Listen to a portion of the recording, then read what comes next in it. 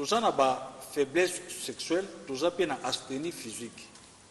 Moto soko komi ruiné na maladie hémorroïdale, moto soko hémorroïde côté mingi, et j'en a battu mususu soko alali na tongo, pour la mukapi na mbeto komi elengi. Azoko karola mukate, moto mususu azoko cancer sunjoto nyoso za ya kolela. Mususu soko la muki njoto na mukongo ondire ba beta ki ondira mema ki ba saki na butu. Nyoso wane zani ni ba symptômes ya maladie hémorroïdale. Soko bandi ko ka ba douleur lombaire wana.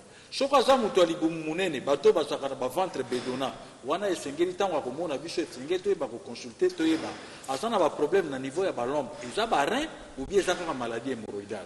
Minitage nango ezo dépendre na ndenge bino mbale bokutambo. Voilà. Ndeko nangai eza malamu na yo muto oyo soko pe tantôt joaka ba renfort oyo bimela mo la bomela. Mais oyo ba ete muto akimi 30 km à 45 km eza lokola muto ayebi au verset premier coup. La distance ya bokima na mbangu moto akimi 30 km. Moto a versé na premier coup basali kilométrage moko ya mbangu. Na yo moto ozoya kosala 6 fois na nuit moko. Mbala moko silisi lokola mpunda oyeli susu lokola lapin oyeli susu 6 fois. Yo moko tala wana ba kilométrage oyo kimi ya 30 km wana. Multiplier ngo siko par 6. C'est que zobo manjoto na yo. Eloko wana eza eloko mama paza instrumenté azali bendete oyo yokaka 6 fois wana soko melela ki eloko nini soko melela ki boma mama oyo bakake ndeko okoya ko risquer oyo bako verser mon pepe okoma na spermie total ekomemona liwa tolobi ete pai na ndeko mwasi soko ndeko mwasi akomi ko constater akomi na diminution to pe perte ya libido. Oh non, communément tobengaka yango frigidité ou bien na jargon na biso scientifique tozo benga anaphrodisé. Ndeko mwasi akomi na problème ya libido, c'est que ndeko wana ya mungando to pe ya chain. C'est que akomi ko utiliser nzoto na ye ata oya liboso na ye ata akutani ya akomi ko zwa nzoto wana komi kaka lokola instrument kwa zwa kambongo. Na posa vraiment ya ye moko psychique, na posa vraiment ya ye moko organique, azana posa wana te. C'est que akomi ko utiliser nzoto na ye lokola instrument mais aza vraiment na posa vraiment ya bosala te. C'est que ndeko wana lokola nzoto ekoma kaka instrument ayebi ke soka ke na reyo ayebi ke soka ke kuna na niveau na biso ya igreja ake na niveau na biso ya Sine Africa na niveau ya plaza nzoto ekoma instrument. C'est que ye ekoma instrument. C'est que pas na ye libido eza lisusu te. Donc nzoto na ekoma instrument oyo afutela bandako oyo atindelaka bato mbongo na Kinshasa. Tokena ndeko na biso mususu atuni motuna ndeko Johnson est-ce traitement oyo bandeko bazo sala ya hémorroïde na moderne est-ce que médecine moderne bakoki pe kosilisa maladie hémorroïdale ndeko na ngai soko na lobi ke bakoki kosilisa te là c'est du mensonge parce que soko tokei na médecine moderne tokokuta il y a des pomades hémorroïdales pe yali mais le problème ezali na moderne bakokende na yo bakosala ba ablation bakokende kokata yo parce ezana bandeko mususu tango topesaki ba symptômes okokuta ndeko mususu na sima na ye bimisa lokola mukila na voie anal na ye okokuta ndeko mususu abimisa lokola matungulu mais soko ke na moderne bakozala na besoin basala yo ba excision bakata yo yango moderne soko tolobi ke yako traiter pe hémorroïde te c'est du mensonge moderne pas ko traiter hémorroïde mais le problème ezali na médecine moderne bakende ke vraiment bakotaka vraiment enfanté bakokende na yo kaka na bakiso eza ya moderne bakokende na yo kaka na baablation bakokende mais après des années après okoyoka mutu ke non inflammation hémorroïdale ezongi lisusu mutu basalaki opération mutu amelaki bapomade bakomelaki na docteur tel mais azo constater que non en tout cas maladie hémorroïdale ezozoma yango tobengaka bandeko epa na biso na nzete nde ezoyeba kosilisa solo maladie hémorroïdale. Sauf que la différence en est que la médecine moderne, qui signifie que nous utilisons la médecine moderne, et nous avons la base, il y a des plantes naturelles. Mais pas na biso ba naturaliste, et pas na biso ba herboriste, ba biso tout ça la médecine. Tout traiter à base de plantes naturelles, toujours utiliser une zété na nature na yango, na origine na yango. Na mpifo na yango na nguya na yango ndenge ezali ezali te ke nzete eleka na usine bacha engrais chimique nzete eleka bacha connotation mususu bameka kocha moi produit mususu pona koyeba ko conserver yango non biso toza ko utiliser na nzete na lolenge nzambe achaki yango o nzamba zolo bana mukana na des rois surtout que na chapitre 20 na verset 4 o bazola ksa roi Ozias ndenge alaki malade ndenge bazwaki nzete ya fig babambaki na bibona ye nzambe akitwaki teke non nzete kene na usine bayeba kosala yango boye batia engrais chimique non biso na médecine naturelle toujours utiliser nzete na base na yango naturelle ndenge ya o izo sala différence ya biso na ba yango ozomona biso to na plus de succès to na plus de réussite na médecine moderne d'emblée bara mingi tantôt plutôt mutako kende simbi azonge simbi te voilà. C'est pratiquement le rôle, le lingue moko na bandeko ba kenenge mingi et pas na ba chinois. O kende pas na ba chinois, ba pêche bati, ba pêche ba biloko ebele, mais en réalité ko yela biso kwa. Na melaki bati, mais na juna nga succès te. Et pas na biso to topesa nzeto ya yo ya Afrique. O euti na mboka na biso na Équateur, o euti na mboka na biso na Kasai, o euti na forêt na biso ya Mayombe, o euti na Wish, o euti na Wambo de to sela traitement. Moi si pe ala kana posa wana. Amoni mobali.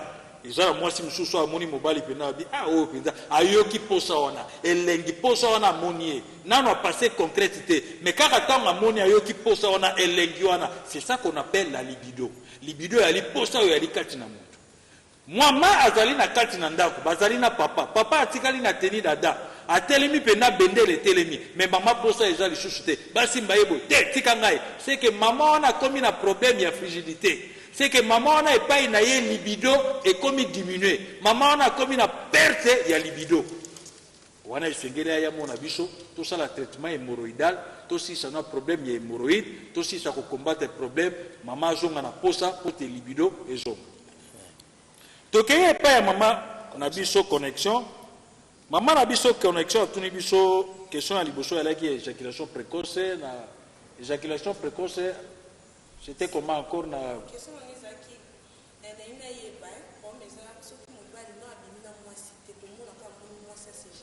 voilà. C'est que maman tourne question moko ya motuna. Mobali amoni mwasi. Kaka komona mwasi kaka boy. Alula ye. Nanu kutu abimi na yete. Mama alongoli bilamba nyonso. Alongoli makasa nyonso. Atikali na teni dada. Kaka papa tango amoni ye. Lokola papa zala excès de libido. Posa wana eza mingi. Papa éjaculé mbala moko. Ça arrive. Mais na muto pasa na maladie hémorroïdale ou héroïne mingi ndako mina problème wa parce que loko tozo benga éjaculation précoce to komi ko akolobela bato ba komi na ba problème ba komi na ba cas oyo et komi na ba problème na niveau ya sexualité muto amoni kaka nzoto ya mama nanu kutu mama simbiete zana mushu ba simbieka na lipeka nzoto bimi mususu eza kutu bakangie kana na la police azoa na voyage ba ebise kaka chez para identifika malome bimi c'est que bato na ba rapé na ba problème. C'est que mutondeng wana sengela ya to traiter. Mama atuni motuna mususu alobi infection epa ina mwasi. Mwasi azana ba makwanza. Ukotala yebo alongoli bilamba. Atikali na teni dada. Basi mususu komona pena na ba jour de fesse na enyonso. Lokola teni ya kamanyola. Makwanza. Misusu pende koma batache. Misusu koma mais pratiquement. C'est que les infections mama atuna ki est hémorroïde. Ndeko sala ndenge wana te kwanza mama koma bikwanza ata fani na batu ayoka lusu batu soni te batu pena bapani bapaya penda bazaba na salon okomoni pena koti musapi pena ti na poeve na ye pena zo kwanza wana lisolo na ndeko la kapela mona kiye mais comment c'est que maman ozana ba problème ya ba infection urogénitale toki maka na hémorroïde te c'est que maman oyo constatera que non oza vraiment okwanzaka ata faina bato oyo kakata sonité okoyoka ye pena musabiti na simazo keni okomoni pena na ba jour de fesse na ye nyonso ekoma na ba tache c'est que maman naza na ba infection sexuellement transmissible maman naza na ba infection urogénitale c'est que maman na bactérie esele mingi maman na leucocyte esele mingi c'est que maman na esengeli ya toza na kisi ya makasi oyo ya infection po to combattre problème wana oyo akostata ke na voie vaginale na ye mikusa eza makasi akokaka penda kosupporte te mikusa wana ekoma kosala ye mingi na ye na kisi ya ovile na ye na kisi ya moseka mwana 15 ans yaka tosala traitement toyeba na kosisa problème wana yalaki bamituna oyo bandeko bamekai kotuna soko mituna misusu ali bandeko baba. C'est dans le même ordre d'idée, donc je crois que va répondre à ma question par rapport à ndenge za ba préoccupation donc il y a groupe ya solution des artistes. Merci parce que toko sala ka bongo na lobi moi 3 na tuni moi 3 yango mekolo toko tikla bande ko ba mituna ba question akoti na kati to sala ka amnèse nga na olinga na yoka ye oye ayelinga mpona yebake nini yango oye azosentir azobela nini ntango tokoyeba kosolola na ye nde eloko wana nyonso yango ebengami nde consulta po consulta na biso la tozosolola nyonso wana ezala na kati ya fisha wana yango nde maloba nyonso oyo alobi na ngai nyonso basymptome nyonso oyo ayokaka yango nyonso eza na kati ya fisha oyo yango nde ya place wana nga na kozwa résultat nyonso wana soki ekosenga baexamen na kotinda libanda asasi baanalyse libanda ayelinga baresultat soki résultat esengi baanalyse te tobandaka mbala moko nasaleli ye recette na recette wana akoyeba kotala na kolakisa ye ke papier oyo recette oyo nasaleli ye ezali na autant à partir de résultat na biso wana ya consulta akopesa ye abanda kosomba kisi ya localisation na biso ezali na moto oyo awuti banzela ya baoja enda mabor soki abimeli nzela sanator akokita na sanator mpona kozwa référence malamu akiti na sanator ozwa bakita kosi la ozwi bakita kosi ndenge mema yo direct bamoko ntina porte na biso mpo lana koexplike chauffeur ngai soki okobosa na komo ya bakita kosi obengi ngai nga na kosola na yo ozwi telefone opesi pa chauffeur nde ngai na koexplike ye esika nde akotika yo po okita mbala moko ntina porte po otunatuna te bato bautaka nzela golf bakokita na kimbangu babenfika bakalemba doge bakokoma na kimbangu akiti na kimbangu wana akozwa kaka 4e avenue donc azokita kaka balabala oyo ya police oyo ya kapolo doge oyo mabele wana azoyaka atangi kaka na gauche na ye na 4e avenue akoti la akoti akotuna kaka garage ya bavolvo eza wapi donc la akomaka na garage ya bavolvo wana nde amoni biso na bato bauta nzela sanator soki auti na sanator aye ntina utanga entrade ya utanga okoti otuni université eza wapi okomi na université nde okokota na droite université eza na gauche na yo okoti na droite wele yo okoti okoma na katikati ya balabala wana omona ka garage ya bavolvo eza wana bonde okotuya tozaka pemele wana nazolobaka na bato oyo bazomona bazoyoka mingi bazoya akoya boyo akozwa traitement sisi na ye te sibandaki eloba kuna biki te mais oyo mpe bazwa traitement ntina suka azolandela traitement ntina suka bazobika ebele mpe bazotinda bato awa soki yo ndeko olobi te obikaki te wana nga na kondima yango te mpona bato ebele batémoignage ebele bazoya aye na mobali na ye aye na mwana na ye abina espe ndeko aye so na moto mosu akoya mpe ya 3 personnes bazoloba kaka nabikaki kuna kende kuna ozomona donc mi ya saudi wana solution soki olobiki ela solution te wana ondima yo te solution me ezopesama awa ndeko nanga soki omondi make ozwana wana baposte wana bamaladi oyo nyonso bazoloba ya parti ya docteur azoloba soki omondi oyala maladi wana bendana opusela pembeni oya epai wapi bandeko bakotala biso ebele na monde entier donc bakotala biso par rapport toujours ya émission oyo ya Boa Saoud. Cette émission est enregistrée, comme je le dis toujours, depuis loin de la capitale angolaise, mais diffusée à Katia, Kinshasa, capitale de la RDC, et pas une chaîne de télévision, la RTGL, la Télémonde, la Télépassion. Je dis bien chaîne de télévision. Ils ont TVT, mais chaîne de télévision. Je sais ce que je dis. Alors, on a évité de Konabiso, et pas de Konabiso, pour se présenter, et pour Moutouni Moutounano. Merci pour la parole. Moi, c'est voté des griffes, 9% sur ma casse. C'est ça. Nous avons 3 questions qui ont posées par le docteur Jean-Baptiste. Question numéro 1, c'est ça. Nous avons une place à Madera, nous avons un boss Freddy, Angazani, Namasa Nanga, Rolf Steven, tout cela par rapport à Kamboka pour cela. Tout cela qui a mon avis dans Serge Kitoko, les grands touristes papa na LU. Moto oyo a perdre libido na est-ce que l'obiso qui a fait traitement et qu'occupé kozonga on a fait dans Chaki Kiaka mon Londres ya Tongo abai na tourné les questions au pas docteur Jean-Baptiste abi soki mobile azana mwasi a publicité en sous ya liboso mais nzoto na ya bonzoto boeza na makasi mais nous avons dit que nous avons dit que l'ennemi pour la qui s'anime, est-ce que le traitement n'a pas été pour nous vraiment en forme? Merci. Merci, c'est très bien dit. Je peux poser la question et puis tu pensais à Serge Boana. Donc, alors, tout le monde ndeko na biso otemi se présenter puis poser question. Oui, merci vraiment pour jeune Kanza. Na batuno sola na biso ya PGA monde entier. Na sepe ko mona opoto kutana depuis ba kalambai. Oui, ngai kombo na ngai papa Kinza Fwete ndeke bala moja.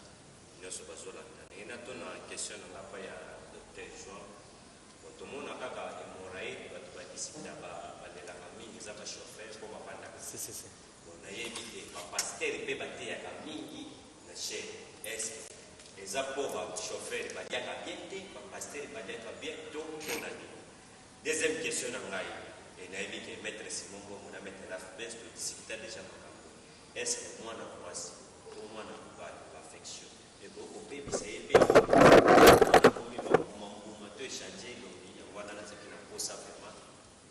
Ce qui est infection et bien ça va. Tout le monde a bon. C'est bon, merci. Donc c'est très bien dit. Donc ok, troisième de Konabiso.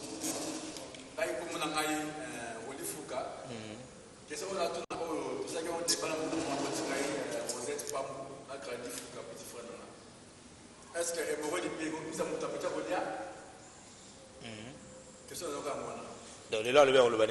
merci donc Kwenda Mutuka Alberto Masashi donc ba solution merci donc maboko pembe donc le Kwenda Mutuka Alberto Masashi toko ya toujours continuer par maman.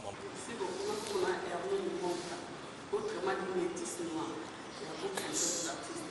Ils sont même pas donc pour la jeune fille, azana date ya fixe ya habité.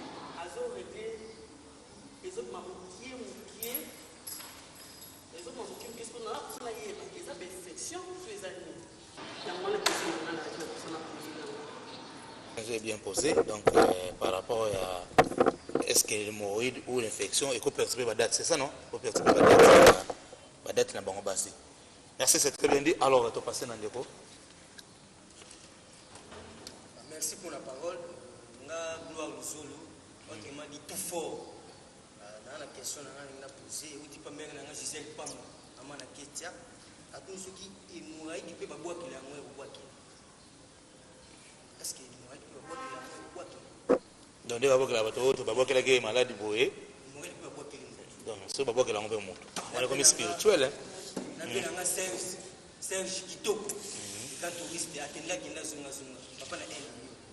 Na biga tembo moi ça tembo. Abina tuna question est-ce que mourrait ce que comme igi. Au ça la opération. Tout il doit traitement normal. Merci, je crois que le docteur Potassa le Bélagan Makambo déjà il y a des signes modernes des bases par sa personne. Mais de toute façon, il y a une capacité à répondre à la question. Alors, c'est bon, c'est fini? Oui.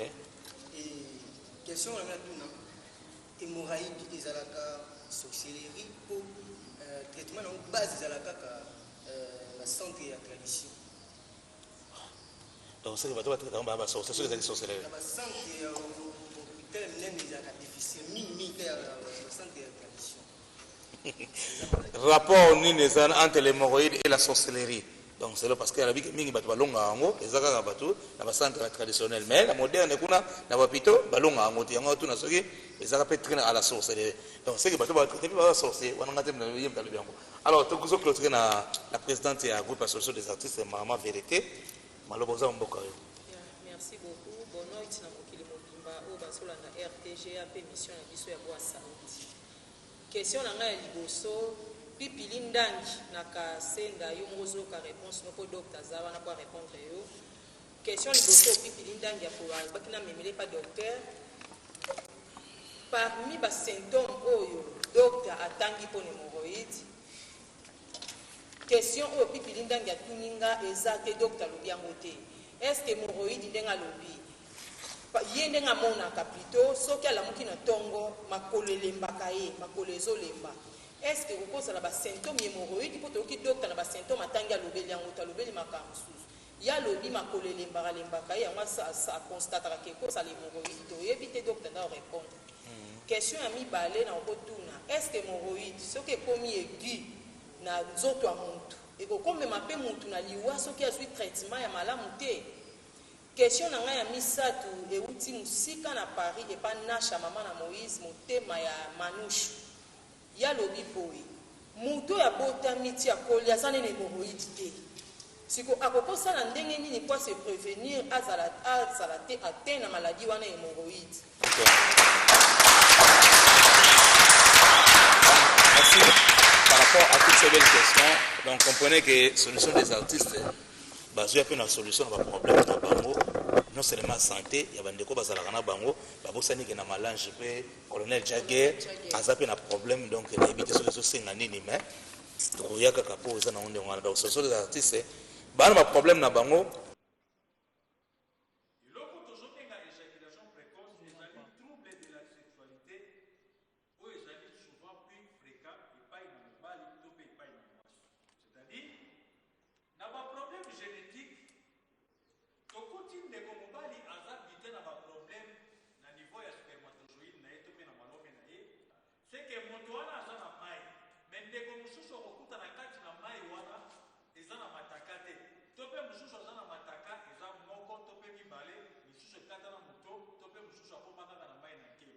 C'est que motoana a un problème d'éjaculation précoce ou ils ont un problème organique. Motoa qui n'a pas la coopération. Coopération est civilité. Balaka qui est un million. Balaka qui est autant de banques. Accueillir ma campagne de petits poteaux. Motoana même a coûté maman à télé d'Adam. Attaque tout maman à salir par tous les moyens. A courir ma conception à Kakamouké, ma coco a un problème d'éjaculation précoce. Dis à quoi Kaka Soma a dit que non, coopération est civilité, d'autres. Il n'existe pas de faiblesse sexuelle avec l'âge. Moto soka zali kolia malamu, moto aza na bonne santé, moto ana za na problème de faiblesse sexualité. Sexualité ya mutu ezalaka vie na ye moki, mais le problème ezala ko za la bonne santé. Oui, mais vous avez raison. Ah, les autres avaient plus à chauffer, le pasteur ils ont remonté. Ah, dès que sont de verser la rectification. Et pas na ba chauffeur mais c'est tout à fait normal. Parce que l'hémorroïde, par définition, c'est la dilatation des veines qui attaque les régions des rectums et des canaux anal. Ndeko a fait la foula pendant 3h du matin, 22h. Ici, Kamoko. J'ai habité un problème hémorroïdal. Parce que la veine, on a un fan de ici, Kamoko. Dans le volant, ici, Kamoko. Bateau, basan a quatre bureau. Bandeko na bicho, changer de monnaie. Bandeko na ba la capité, il y a un problème hémorroïdal. Et qu'on épargne bandeko ba pasteur te. Prenons l'exemple ya ndeko pasteur azana suka ya boka. Azana église ou azana instrumenté. Ndeko ana ganga ka makazi. Du fait ya kuganga, du fait ya kokota ba jeune ya kuma prière ya makazi. O ba ganga ka mingi wana. Bandeko wana ba la capité na problème hémorroïdal. C'est que ba pasteur baza épargné te. Au contraire kutu bangonde baza vraiment frappé mingi na ba problème wana. Mais le fond est pas na bango to ba la tabou. Nous, on a maman pasteur, comme on dit, professeur de français, maman pasteur, comme on dit, diacre, maman pasteur, comme on dit, na chauffeur, maman pasteur, comme on dit, église, maman pasteur, comme on dit, plutôt même la sa coche. Nous, on a dit, bon, papa, à ce qu'on va résoudre ma problème de chambre de thé. Si vous avez raison, parce que nous avons aussi les infections de paix, même ça va payer beaucoup. Infection est pour telle mais la bande de Boumoussou, sur le monde, on va vivre, on va bouton, on va migi. Vraiment ma graisse est délai. Nous infection et côté baby. C'est tout à fait normal. Les infections sont les côtés moutoumé. Infection baby ça rappelle ya. Infection baby ça me fait. Et ça fait na bakam sous toujours kutana. Na zombe ka kufungula parenthèse moko muke. Toujours un problème il y a tumeur de pelle. Ou bien tumeur de paix. Toujours un tumeur ya lokolo. Oyo pratiquement bande gobe ba koma ko tsaka ba mingi non, wa les ambash. OK non, mutambi mo ba moko na lokolo. Les ambash non, bande go. Tozalaka na tumeur tope cancer ya lokolo ezalaka. Cancer ya lokolo wana tumeur wana ebimaka pe mbuma ebandaka lokola malade bobeka ka marche. C'est que nyonso komona ebimi na lokolo. Esali rosate ebandi kobeba. Okende kaka mbango na kuteke bakwakeli na marche. Tozalaka pe na cancer ya lokolo. Voilà ya laki parenthèse fermée. Toye pa ya ndeko na biso Rodrigue atuni ndeko Roli atuni hémorroïde ekoki pe kosilisa moto appétit. Effectivement, nalobaki yango soki okonstate parmi basymptôme totangaki ya maladie hémorroïdale manque ya appétit. Ozokonstate batieli yo mwa fufu olekaka mwa moko mibale libumu etondi ekomi pantourage oyebaka toza déjà habitué na baproblème hémorroïdale.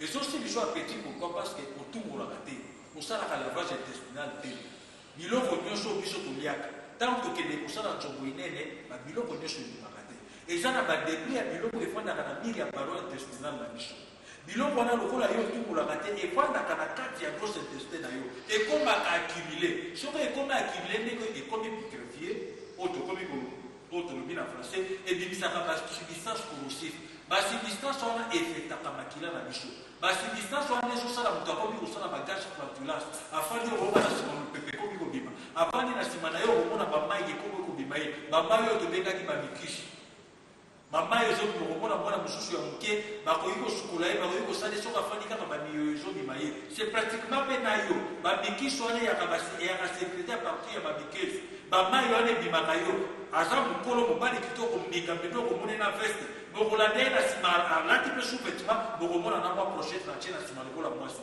pourquoi pas c'est bamikisi ezobima ye bamiyo wana ekoma kobima ye c'est que na grosse intestin na ye salité ekoma accumulation putréfaction salité ya kopola oyo ekoma kobima bamikisi wana ekomi kobima donc moni bamiyo wana ekoma kobima sans forcer ye eza ata soko va violet elingi kobima ye obie soko flatulence elingi kobima aforce ata te okoka mai wana esili kobima na ndeko oyo otyaka babiloko okoma kotya balinge lokola basi azobenga yo ya tosilisa bamikisi wana toke epai na ndeko na biso monka mama monka atuni ndeko mwasi aza na baregle ezaka vraiment fixe te akobima na mwa moko regle te ya prof ekozala hémoroïde boye ekoki kozala infection na ndeko mwasi azokonstate baregle oyo eza na badate fixe te ebimaka na mwa moko une fois deux fois makila ezobima moke ya koti bout obie bamisusu bazobima makila eza ya mwindu mosusu eza ya coagulation ndeko na nga na kokonsole oya obie kende mona gynécologue obie kende sala examen obie échographie pelvica bayebana kotala ese okoki kozala na kyste ovarienne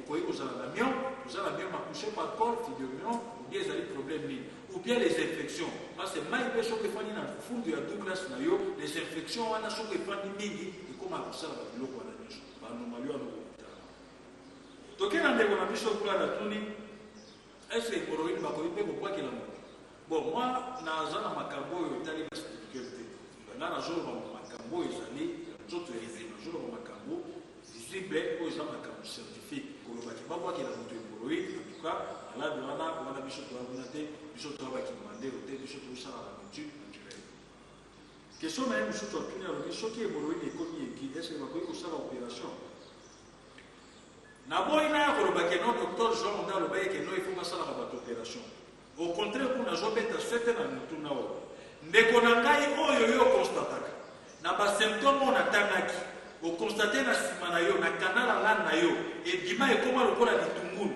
mon frère kokende koluka tata wana te koluka mama wana te azwa bagilete asala yo ablation ndeko na ngai nalobi ete bamisisa ya mikala na kanala lane na biso misisa wana soko evimbi nde tokomoloba hémoroïde biso toza na kiso tokopesa po ete inflammation wana eyeba na kosila mais soki okei bake kosala yo ablation bake kokata oyo yango ndeko okeba po ezali misisa bakosala yo bakati yango esali yo hémorragie ekomema yo na lingwa toke na mama vérité mama chepter na biso atuni le problème na ye ya question liboso alaki asthénie physique olamuki na ntongo ozoyoka nzoto ya kobuka na mokali olamuki ozoyoka bacrampe na maboko bacrampe na makolo nzoto mpenza ozoyoka yango malamu te nzoto kaka ya kolimbalema apeti ya kolia eza te ozoyoka limungaki eza ya kotondo ozoyoka na kimo na oyo lokola malaria ozoyoka na mokongo pasi ozoyoka mpena na sa makolo moto ozoyoka moto wana pourquoi pas sexualité efandi mingi na mbiri ya paroi intestinale na yo seke asthénie physique eza aussi